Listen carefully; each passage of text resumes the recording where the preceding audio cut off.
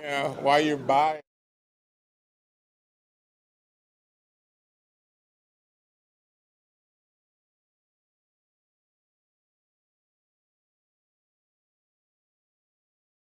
I'm really pleased to be here today to welcome our guest from Washington, the Deputy Treasury Secretary, particularly to be here right now because we are on the eve of the anniversary of the signing of the American Rescue Plan Act, which was historic legislation that Treasury and the White House advanced in March of 2021, which made available $1.9 trillion in resources for communities like ours, and has had such a tremendous impact on our ability to support families, particularly with respect to housing supports. And so I'm thankful that we have federal partners and that the local partners were able to convene and make good use of those resources. Local partners like principally the city of Memphis, also our Division of Community Services on the county side, the Housing Division on the city side, Neighborhood Preservation Inc., which is actually now, I guess, the works, and Memphis Area Legal Services and the University of Memphis Law Clinic. So I will pass the mic to the next speaker, but what I will say is we were able to do a lot of assistance programs, housing assistance, eviction assistance, utility assistance, et cetera, and none of it would have been possible without the strong support of partners in the Biden administration and at U.S. Treasury. You can't ask people to go find a job or go to school or go find health care or to find their purpose in life unless they have stable housing. We all want a place that we trust to provide safety and security, a place of constancy. And we've been able in Memphis and Shelby County with our federal partners to be able to support thousands and thousands of families. And our goal in each case was nothing less than creating stable homes. So with that, I would defer to the mayor of the city of Memphis, Jim Strickland. Thank you, Mayor. In March of 2020, the world changed, and the city of Memphis came together to address that, from everything from vaccines to testing to social distancing and masks. One of the other challenges we had was housing, and too many Memphians, once the eviction moratorium ended, were subject to eviction and or the loss of utilities due to financial loss caused by COVID. And as we heard in the roundtable, too many good landlords out there were going without income when their expenses continued. They still had to pay property tax. They have mortgages. So we had so many good landlords in Memphis hurting and so many tenants hurting. Well, thankfully, President Biden and Congress passed the American Rescue Plan, and that gave us the resources to help. Thankfully, also, they trusted local government to get that money out the door. And Mayor Harris and I had already formed a joint task force. This was just another effort in that joint task force, and we have incredible teams working to get that money out the door. And have gotten millions of dollars out the door, and our original couple tranches of money was about $60 million. And then this last December, we got an additional $40 million. I think in part because our teams are so good at getting that money to those who need it. So we are so honored to have the Deputy Secretary here to thank him and also to see all the good work firsthand and know that Memphis and Shelby County use federal funds very wisely and help real people. Deputy Secretary.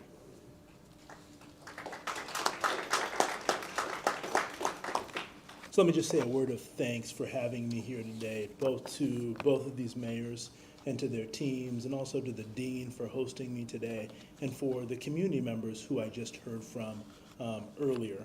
And it reminds me of something President Biden said as we were starting to design the American Rescue Plan, that ultimately the resources of the plan were intended to make sure that we were able to unlock the potential of American communities to solve the challenges that the pandemic created. And that's exactly what's happened here in Memphis and in Shelby County. You've seen a community come together not only to use the resources that are provided by the federal government wisely, but also to be in a place where they were able to bring together both county and city officials, but also community groups, religious organizations, law students, legal professionals, landlords, and tenants to solve some of the challenges that existed within the rental market long before the pandemic, but to address it during the pandemic in order to ensure that people stayed housed during this health crisis. And as you all know, the U.S. government, through the Treasury Department, has distributed over $46 billion in emergency rental assistance throughout the country. And our expectation is that by the middle of this year, the vast majority of that money will be obligated to the uses of helping people stay in their homes and ensuring that people can remain housed. Here in Memphis, they have already distributed millions of those dollars to people who have needed it, providing more than 16,000 payments. This means that families have stayed in their homes, children have been able to stay in their schools because of these financial resources. And ultimately, what we have learned from the pandemic is a lesson that in America we've known for a long time, which is that when we come together to solve challenges within our communities, there is no better place than America to do that. And we know that because of the efforts that were made through the ARP, today America's economy is stronger than it would have been without it. More than 6.6 million jobs were created last year because of the hard work and determination of the American people, but also because of the resources that were provided through the American Rescue Plan. ERA was a critical piece of that, and today, because of ERA, millions of Americans remain in their homes. And we know that going forward, it's going to be critical that the investments that were made through ERA are used to keep people housed. And we're calling on states and local governments to use the additional money that was given to them through the ARP to help build housing, especially affordable housing, in order to make sure that people not only have access to homes, but that they can afford to live in city centers and be able to have access to jobs and to housing that allows their kids to be near good schools. We know that ultimately the goal for each one of these mayors and for each one of these communities is to build the kind of economy that works for everyone, and the federal government is here to be their partner in doing that. So I'm here today to celebrate the amazing work that's happening here in Memphis and Shelby County, and to hopefully take the lessons that I've learned from these amazing leaders and share them with their brothers and sisters throughout this country as we think about how we build an economy that works for everyone. Thank you very much. I think we're happy to take a few questions if anyone has them. Go ahead. I'd like to ask you, you're here to celebrate a hard-earned economic recovery. We've heard about all of the successes. The next threat, unfortunately, is around the corner. It's the oil supply hitting Americans at the gas pump. Prices here in Memphis have gone up as well. The U.S. is reportedly looking at Iran and Venezuela, both regimes that the U.S. government has called corrupt and undemocratic, looking to them for supply of oil in a way to mitigate the cost to the American consumer. My question is, why not make it directly to U.S., like our domestic energy producers, to boost production if it means keeping our recovery on track? Let me step back for a moment and say that we're coming into the challenges we face today far stronger than we would have but for the American Rescue Plan, which has helped American families by providing them with resources, including ERA, but also the child tax credit, which provided families with money in their money to help them pay for things for their children. But also later today, I'm going to sit down with a number of entrepreneurs, many of whom received the Paycheck Protection Program and money that helped make sure that their restaurants and their businesses could stay open. The president's made clear that the top thing that we're focusing on as an administration is making sure that we deal with costs, which are too high for the American people. But these high costs aren't something that only impacts America. It's something we're seeing throughout the world that has been driven mostly by the pandemic. And when you think about oil markets, as you all know, they're global in nature. And our goal is to make sure that the oil market and energy markets are well supplied. That's what we've talked about our partners and allies about, is making sure that the energy market remains well supplied. And when you look at the United States today, our energy companies are producing more energy than prior to the pandemic, and they have access to produce more going forward. Our expectation is that going forward, energy suppliers in this country and around the world will take steps to make sure that they meet the demand that exists. But we know that as it takes time to meet that demand, costs remain high, and that's why the president's taken a number of steps already to try and address high costs in our economy, and we're going to committed to and willing to continue to do that, including by working with our allies and partners, but also working with domestic producers going forward. So just to clarify, is there a plan to go directly to domestic producers? So what I do at Treasury is make sure that we take all the steps that we can to provide clarity with regard to the actions that we're taking. I know the Secretary of Energy and my colleagues throughout the administration are in conversations with domestic producers and producers around the world, because ultimately the thing that we're focused on is making sure that global energy markets are well supplied. As you know, the price of oil is not something that's set only here in the United States, it's set globally. So we want to make sure that we have supply not only here in America but around the world to meet the needs of the American people and bring costs down. So you mentioned both the rising prices as well as the fact that you're meeting with local entrepreneurs and business owners today. What is the Biden administration going to do to continue to address these rising prices that are hurting local business owners in places like Memphis? So the president made clear in the State of the Union, but has also made clear to all of us that our top goal is to make sure that we take steps to try and reduce cost for the American people. The high cost that we face in the United States isn't only an American phenomenon. It's one that's happening around the world, and it's something that we're all dealing with coming out of the pandemic. We know that ultimately, when it comes to inflation, the Federal Reserve is going to play the key role there and take actions to address those issues. But the president's also focused on taking steps to do what we can, from addressing supply chain issues. So we all know that one of the challenges that we've had out of the pandemic is that we've had supply chain issues throughout the economy. You look, for example, at the Port of Los Angeles, where for too long you had huge backups there at the port. The president, working with the private sector, has gotten to an agreement where the port is now operating 24 hours a day, which has helped to reduce supply chain backlogs there. And we're going to take other steps to try and make sure that we can reduce those supply chain backlogs going forward. But one of the most important things that we're doing to try and deal with high cost is ending the pandemic, making sure that we're in a place where more Americans feel confident coming back into the labor force, getting jobs, and the economy and supply chain returns back to normal levels in order to allow the economy to grow going forward and put us in the best position to help address the challenges that America faces. You mentioned not wanting to lose ground on the progress you made with the ERA last year, especially when it came to helping people rent housing. In Memphis, it's been reported that housing has increased 30% over this span of time, and this is a question for all of you if you want to answer. What do you think is the reason for that rise, and what do you think are the next steps in order not to lose that ground you say you want to keep? It's a great question, and I'll address it nationally and let the mayors talk about what they're doing locally. But one of the challenges that we face is that we need to build more housing in this country, especially affordable housing. And one of the things that we've done is that with the state and local funding that has been provided through the American Rescue Plan, we've made one of the eligible uses building affordable housing. We're encouraging state and local governments to do just that, to invest in building housing in order to make sure that we meet the needs of the American people. We have seen prices go up, and I think the best way to address that is by making sure that we enforce the laws that exist in local communities, but also we need to create more housing in order to make sure that people who need affordable housing have access to that throughout communities throughout the country. But let me let the mayors talk about what they're specifically doing here in Memphis and in Shelby County. On the city side, I'm proud to say that we have incentivized or built over 10,000 quality affordable housing units in the last 6 years, and we need to do more.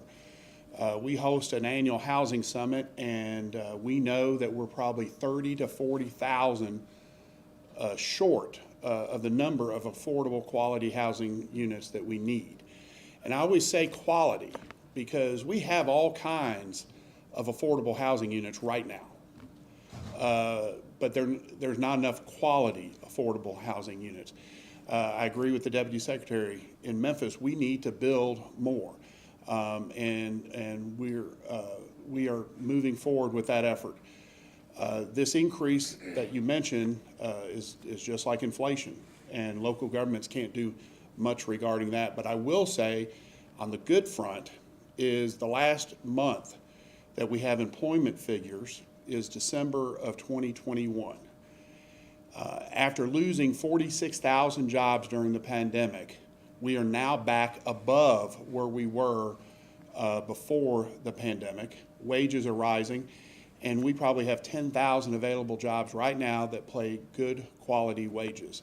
So there's a lot of opportunities out there for good employment. I'll be brief because I agree with all that, particularly that last part about Memphis is relatively unique. We have affordable housing. The question is whether or not we have high quality housing that people will want. And so we're working hard on that. The county hasn't historically been in the development business, but we are working to enter into that category. So we have a neighborhood Office of Economic Development, which will be opening very, very soon in the next few weeks. So stand by for that announcement. And one of the principal missions of that office when we open it is to bring more investment into underserved communities. And so we've got too many communities in Memphis and Shelby County that don't have the resources they need. They don't have restaurants and grocery stores and movie theaters. And we continue to see, because of the pandemic, those kinds of assets go out of business, grocery stores go out of business and so forth. So we're working hard to try to bring those communities back and bring investment in those communities. At the same time, the county is always focused on those that are most vulnerable, and so transitional housing is another category that we will be picking up here soon. And so our first stab at that will be our transitional housing program on the campus of the Office of Reentry. We've acquired the property next door. So stand by for that announcement to help those who are re-entering our community have stable housing for those first few days of re-entering in our community. It's a huge problem and can spiral and lead to all sorts of issues, and so we'll be working on that. Thanks. Yeah, maybe I'll just say one more. I'll say one more word about the housing issue, and then I'm happy to take your question. But I think that the American Rescue Plan provided a historic sum of money to state and local governments that we're hoping that they will use to help address the challenges of affordable housing, because they're core to solving and addressing challenges we face in communities all over the country. So we're encouraged by the work that's happening here in Memphis and seeing the ways these communities have come together. We look forward to seeing communities all over the country invest in building housing in order to alleviate the price pressures that we've seen in that as well. Go ahead. Do you think that the influx of the federal money has had any impact, made a dent in some of the market hesitancy toward the widespread development of affordable housing that was present here and I guess in other places too before the pandemic? So my view is that what the pandemic has done is in lots of ways shine a light on challenges we as a country faced long before the pandemic. The racial disparities that we've seen in the pandemic existed before the pandemic. The affordable housing needs in our country existed before the pandemic. What the pandemic has done is provided us with a way of seeing those challenges through a different light. And what I've seen in this room here in Memphis and in Shelby County is that in lots of ways the pandemic has created a chance for the city and the county and community groups to come together, to work differently together, to address the crisis that we face in this country. And the most encouraging thing I heard during the roundtable today was a commitment to continuing doing that after the pandemic is in the rear view, including by making investments in things like affordable housing and transitional housing that will help grow the economy here, but by taking the same steps that are happening here throughout our country will help address those challenges throughout America. So I'm encouraged by what I've heard here today, and I'm encouraged by the fact that communities throughout the country are using the American Rescue Plan money to make long overdue investments in their community that will help grow their economies and deal with some of the disparate impacts that we've seen in America for too long. All right, I think the Secretary's out of time. Thank you so much.